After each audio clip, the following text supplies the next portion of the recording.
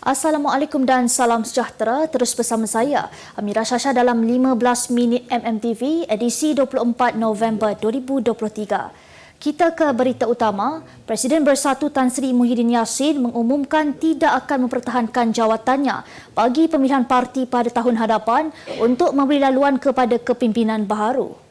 Pengumuman itu dibuat dalam ucapan dasar pada Perhimpunan Agong Tahunan PAT Bersatu ke-6 2023 dengan memberi bayangan bahawa beliau akan mengakhiri karier politiknya bagi penggal parlimen kali ini.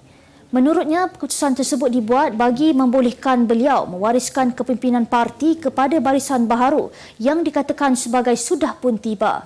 Justeru ahli Parlimen Paguh itu mengambil kesempatan memohon maaf kepada semua barisan pimpinan dan ahli bersatu sekiranya beliau ada melakukan sebarang kesalahan atau kesilapan sepanjang memegang jawatan itu, selain turut berpesan agar menjaga parti itu dengan baik.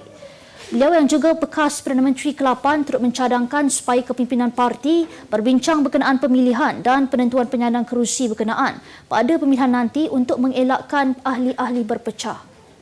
Untuk rekod, Muhyiddin merupakan Presiden pertama Bersatu sejak parti itu ditubuhkan pada 2016 bersama pemimpin lain termasuk bekas Perdana Menteri Tun Dr. Mahathir Mohamad selepas dipecat daripada UMNO.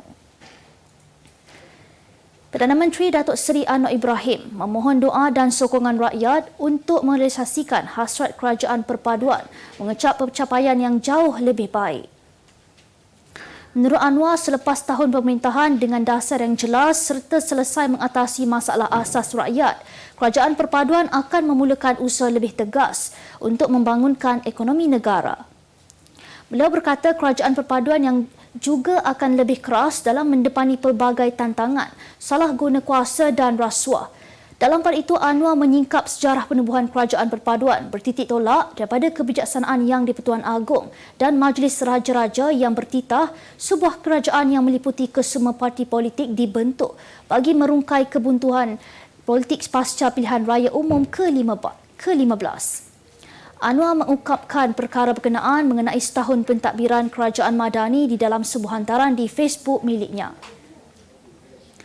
Bekas anggota polis diraja Malaysia, Sirul Azhar Umar yang berdepan hukuman mati di Malaysia kerana membunuh seorang wanita warga Mongolia, Altantunya Sharibu pada tahun 2006, merayu untuk meneruskan hidup di Australia kerana mengakui berbahaya jika dia kembali ke tanah air. Menerusi wawancara eksklusif bersama Al Jazeera English 101 East yang disiarkan pagi ini, Sirul turut memohon maaf kepada keluarga Altantuya dan meminta supaya dia diampunkan. Jelas Sirul, dia mendakwa tidak bertanggungjawab terhadap pembunuhan itu walaupun sudah disabitkan kesalahan oleh Mahkamah Malaysia. Sirul turut mengatakan bahawa dia dijadikan kambing hitam dan diperangkap dalam permainan politik yang menyaksikan dia terpaksa mengakui menerima RM1 juta ketika berada di Australia daripada sumber tidak dinamakan bertujuan untuk menutup mulutnya. Dalam pada itu, Pengarah Jabatan Siasatan Jenayah Bukit Aman, Datuk Seri Muhammad Syuhaili Muhammad Zim berkata, nama Sirul masih di bawah notis merah Polis Antarabangsa Interpol meskipun menyatakan ingin terus menetap di Australia. Ketua Penerangan Parti Pribumi Bersatu Malaysia Bersatu, Datuk Razali Idris mengakui tidak bersalah di Mahkamah Seksyen Kuala Lumpur hari ini atas pertuduhan kenyataan menghasut yang menyifatkan keputusan institusi kehakiman dikawal oleh kerajaan dalam sebuah ucapan pada 10 November lalu. Razali, 57 tahun yang juga ahli Dewan Undangan Negeri Kijal, membuat pengakuan tidak bersalah itu selepas pertuduhan dibacakan terhadapnya di hadapan Hakim NPC Sila Hema Malini. Mengikut pertuduhan, Razali didapati menyebut perkataan menghasut di Padang Astaka Cukai Kemaman Terengganu pada 10 November lalu. Terdahulu, pendakwaan yang diwakili Pengarah Pendakwaan Kuala Lumpur, Datin Kalmizah Saleh mencadangkan jaminan RM10,000 dengan seorang penjamin selain tertuduh dilarang membuat apa-apa hantaran sehingga kes selesai. Mahkamah kemudiannya membenarkan Razali diikat jamin RM6,000 dengan seorang penjamin selain turut menetapkan syarat seperti yang dicadangkan pihak pendakwaan dan menetapkan sebutan semula kes pada 8 Disember.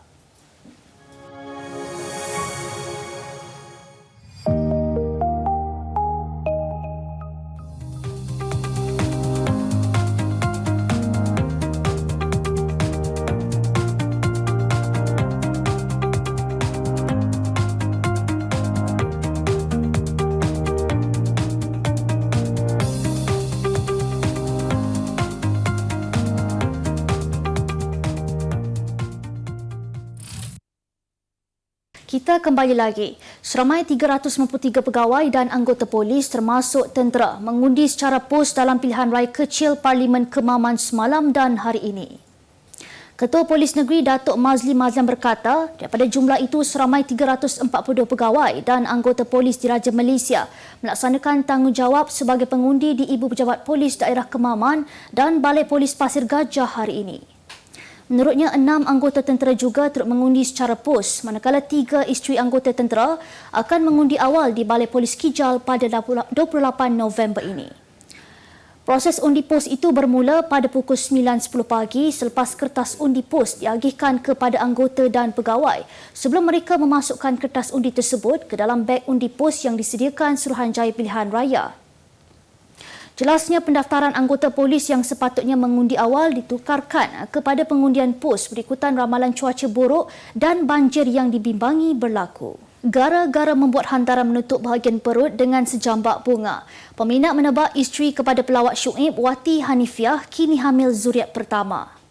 Lebih menguatkan tekaan apabila video pendek dikongsikan penyampai radio tersebut dalam Instagramnya itu berlatarkan lagu berjudul Nanti Kita Seperti Ini yang berkisarkan kehidupan bersama insan tercinta sehingga ke akhir usia.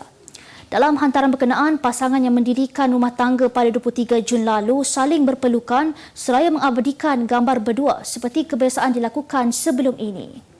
Cuma yang menarik perhatian netizen adalah tindakan ahli perniagaan terbabit apabila didakwa seolah-olah mahu menyorokkan baby bump daripada dikesan orang ramai. Beralih ke berita luar negara. Seorang lelaki di India mencekik leher anaknya sehingga mati kerana mematikan televisyen ketika dia menonton perlawanan akhir Piala Dunia Kriket baru-baru ini.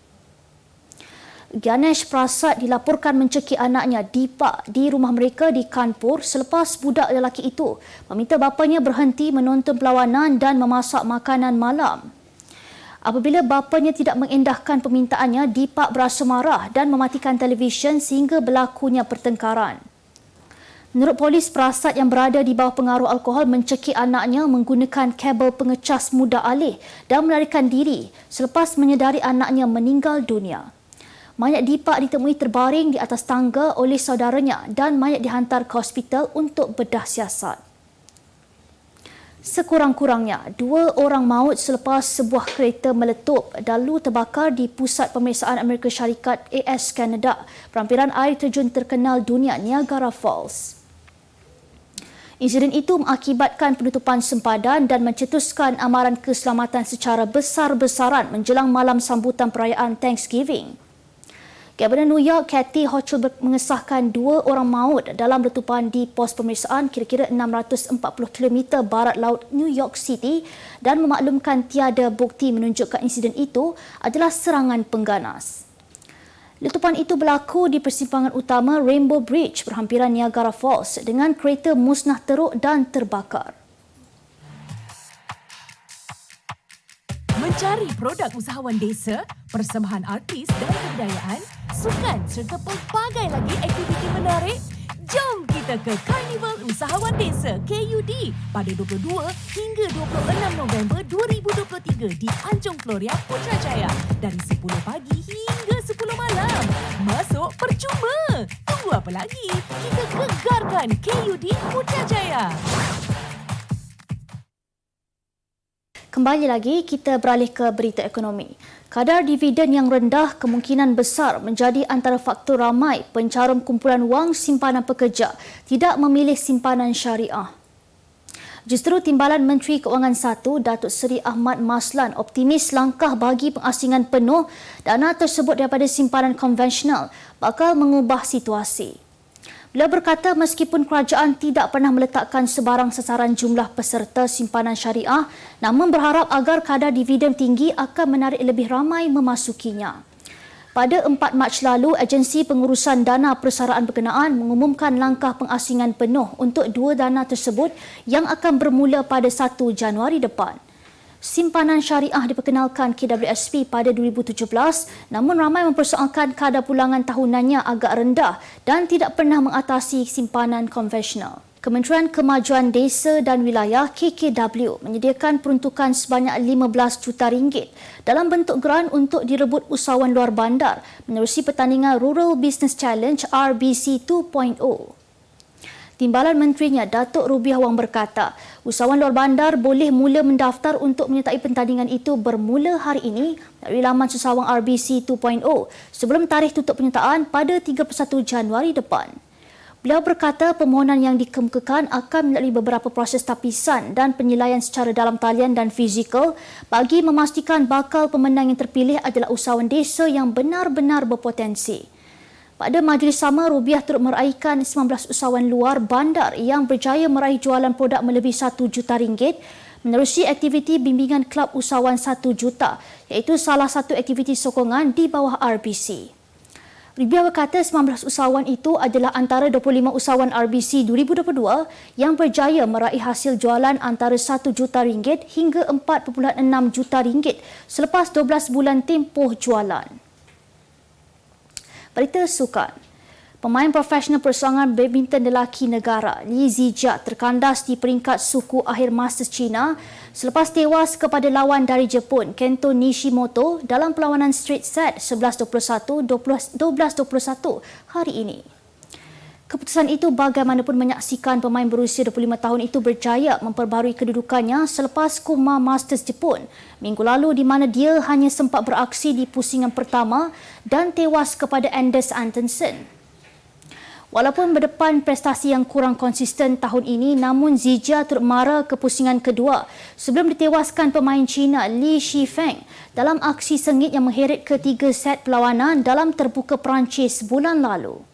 Untuk rekod ini merupakan kemenangan kedua Nishimoto ke atas pemain nombor 11 dunia itu dalam 8 kali pertemuan mereka, sementara Zijia pula hanya memenangi 6 perlawanan ketika berdepan dengannya. Penyerang Argentina Angel Di Maria memaklumkan bakal bersara daripada bola sepak antarabangsa selepas selesai Copa America pada tahun hadapan. Pemain yang berusia 35 tahun itu telah membuat 136 penampilan buat Argentina sejak penampilan sulungnya pada tahun 2008 selain beraksi di 4 edisi Piala Dunia. Di Maria kini menyertai juara Portugal Benfica, kelab yang diwakilinya antara tahun 2007 hingga 2010 ketika mula berhijrah ke Eropah. Pemain sayap itu turut pernah bermain untuk Real Madrid, Paris Saint-Germain, Juventus dan Manchester United. Dalam pada itu, Argentina hadir sebagai juara bertahan di Copa America yang bakal berlangsung dari 20 Jun hingga 14 Julai tahun hadapan di Amerika Syarikat. Satu lagi berita baik buat semua pelayar, Kementerian Kemajuan Desa dan Wilayah KKDW mengadakan KUD Putrajaya tahun 2023 pada 22 hingga 26 November 2023 bertempat di Anjung Floria Putrajaya dengan penglibatan 10 agensi di bawah KKDW. Jangan lepaskan peluang untuk hadir ke KUD Putrajaya 2023 bermula 10 pagi hingga 10 malam. Pelbagai aktiviti menarik menanti pengunjung. Sebagai penutup 15 minit MTV hari ini, saksikan laporan cuaca esok Sabtu 25 November 2023. Jangan lupa dapatkan akhbar utusan Malaysia dan Kosmo untuk berita-berita terkini dan menyeluruh. Sekian sahaja daripada saya, Amira Shasha. Assalamualaikum dan selamat berhujung minggu.